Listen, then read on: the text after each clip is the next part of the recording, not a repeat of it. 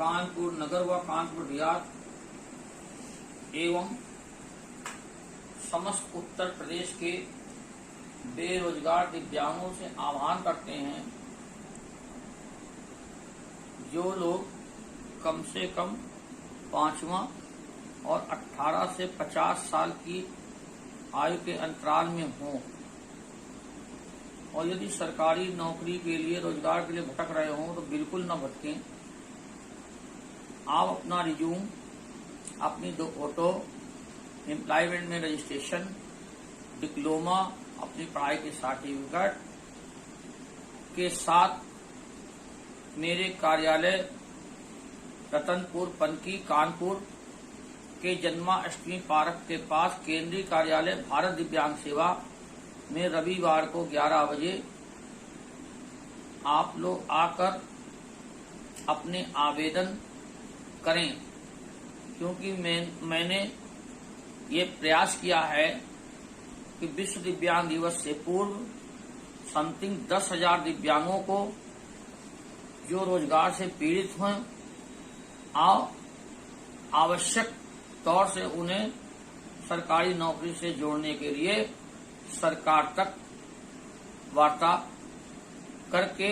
इसको सार्थक कराया जाए। इतना ही नहीं, जो लोग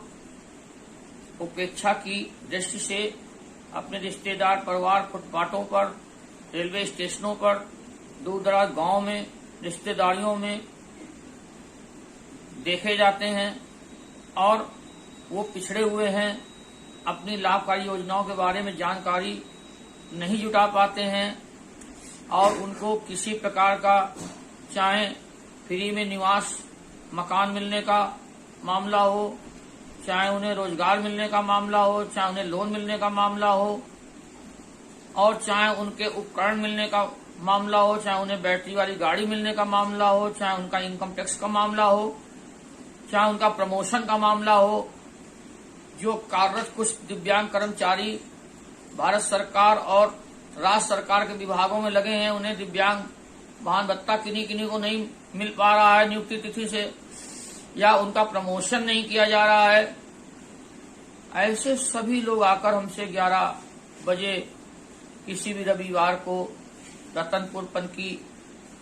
कानपुर के जन्माष्टमी पार्क जो रतनपुर पनकी में है, वहां पर मेरा भारत दिव्यांग सेवा केंद्रीय कार्यालय है। सभी वहां के एक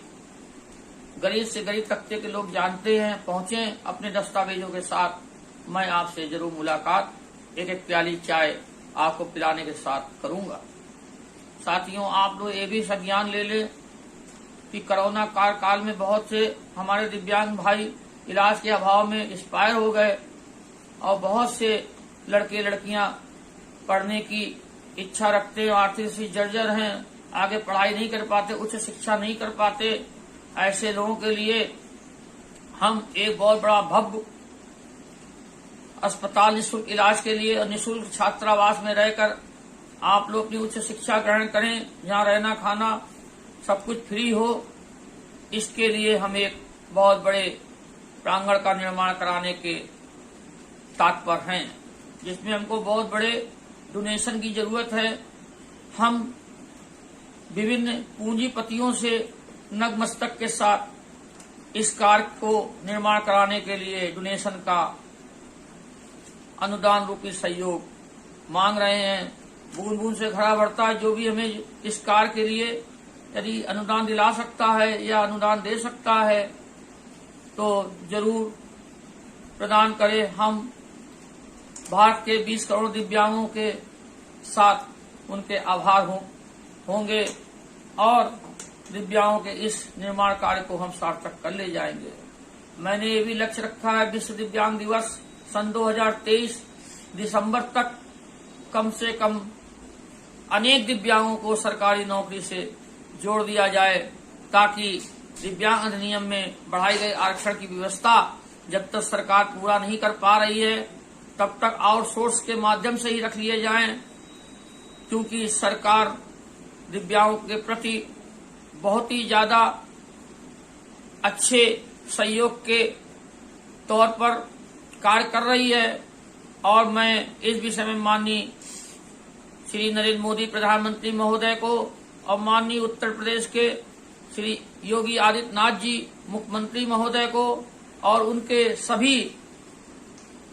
मंत्री गण प्रतिनिधियों को और उनके द्वारा लगाए गए तमाम तैनात किए आईएएस अधिकारियों को बारंबार धन्यवाद नतमस्तक के साथ देते हैं।